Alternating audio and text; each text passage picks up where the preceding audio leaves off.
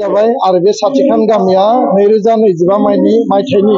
BTC इलेक्शनाव बिथांमोना भट होगोन माखासे समस्तिफोराव आरो जिखिनि गामि हाबदेरबावनांगौ दङ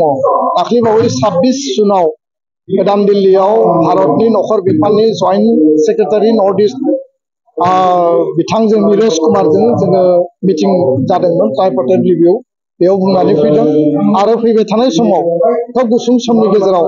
आसामनि गिबि मन्थ्रिजों दुलाराय बर' फरायसा आफाद जोङो खोब गोथौ आरो गुवार लेभेलाव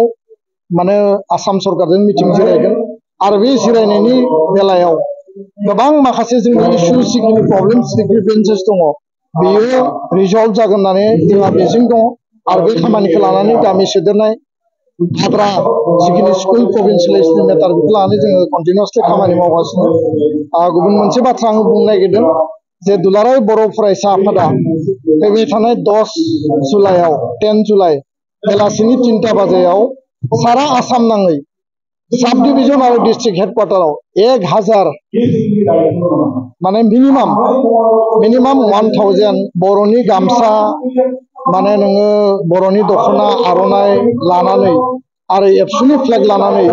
रोड मार्च खालामगोन माने रोड मार्च लामा हान्जा सुनाय आरो बे रोड मार्चनि गुबै अबजेक्टिभआ जाबाय गेरेमसा बर' माहारि दानाय गेरेमसा बर' माहारि दानायनि मोन्थोरा जागोन बड'स अफ द वर्ल्ड इउनाइट बुहुमनि बर'फोर खौसे जा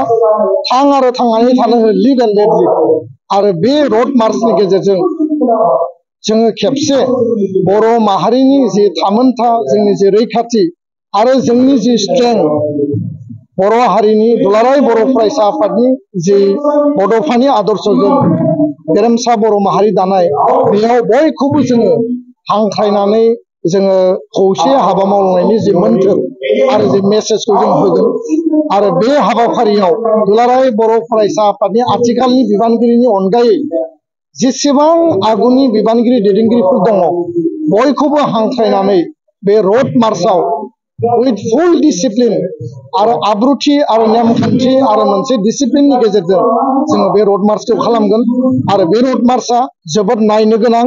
गोसोआव लाखिनो गोनां रोड मार्च जागोन आं बेखिनिखौनो फोरमायबाय गोजोन्थों।